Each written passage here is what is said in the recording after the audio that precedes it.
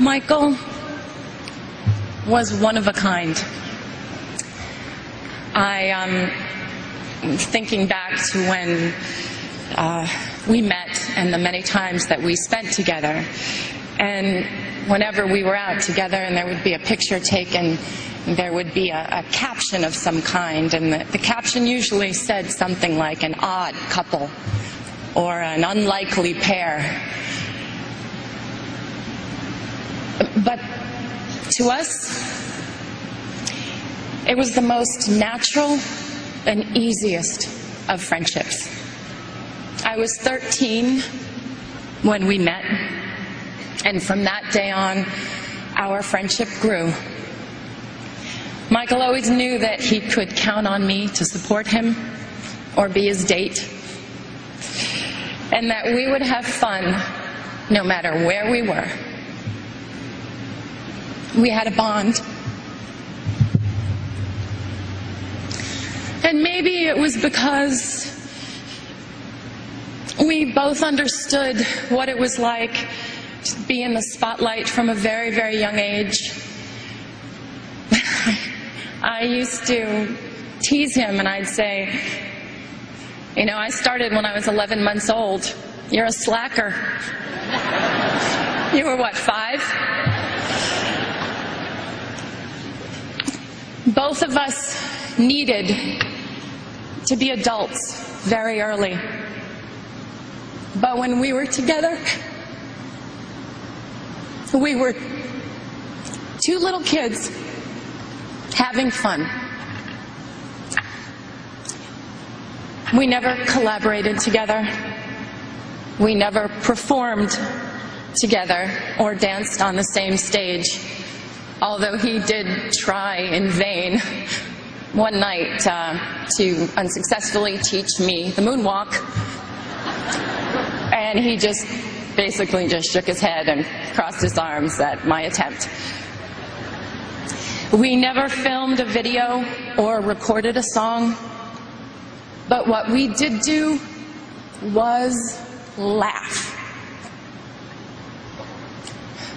It was always a competition to see who could make the other one laugh more or be sillier. Michael loved to laugh. His heart would just burst out of him when he was laughing. He adored it when I did silly imitations or told him stories about my life. MJ's laugh was the sweetest and purest laugh of anyone's I had ever known. His sense of humor was delightful, and he was very mischievous. I remember it was the night before Elizabeth Taylor's wedding, and he had called me prior and asked if I would join him. He didn't want to be alone for all the festivities. And it was the night before the big day, and Michael and I tried to sneak in to get the first peek of the dress. And we were just giggling like crazy, and we almost passed out in hysterics when we realized that Elizabeth was actually asleep in the bed. We thought she was in an entirely different room. And we had to laugh and sneak out. Then at the point of the wedding, when there was the first dance, basically we had to joke that we were the mother and father of the bride.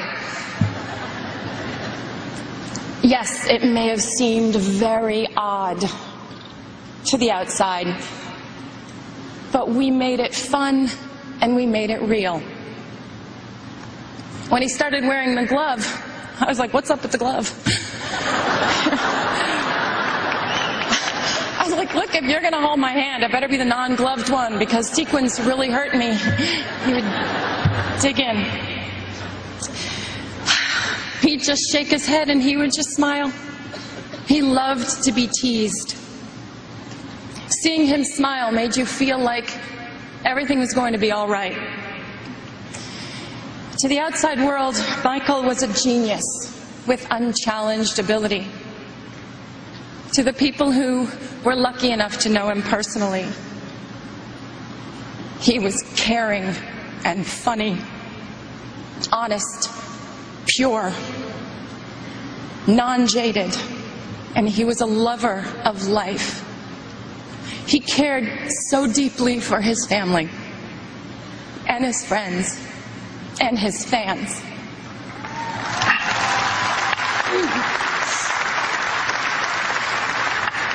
He was often referred to as the king, but the Michael that I knew always reminded me more of the little prince. Thinking of him now, I'd like to share a passage from the book.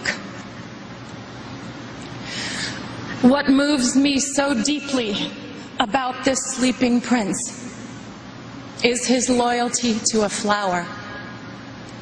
The image of a rose shining within him like the flame within a lamp, even when he's asleep. And I realized he was even more fragile than I had thought. Lamps must be protected. A gust of wind can blow them out. Michael's sensitivity was even more extraordinary than his talent, and his true truth resided in his heart. As the little prince also said, eyes are blind. You have to look with the heart. What's most important is invisible. Michael saw everything with his heart. To his family, his brothers and sisters, Catherine, Joe, and to his children, Prince, Paris, Blanket, my prayers are with you.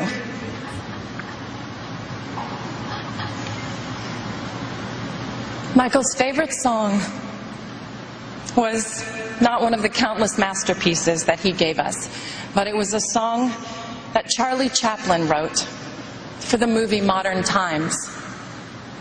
It's called Smile. And there's a line in the song that says, "Smile though your heart is aching." Today, although our hearts are aching, we need to look up where he is undoubtedly perched in a crescent moon, and we need to smile.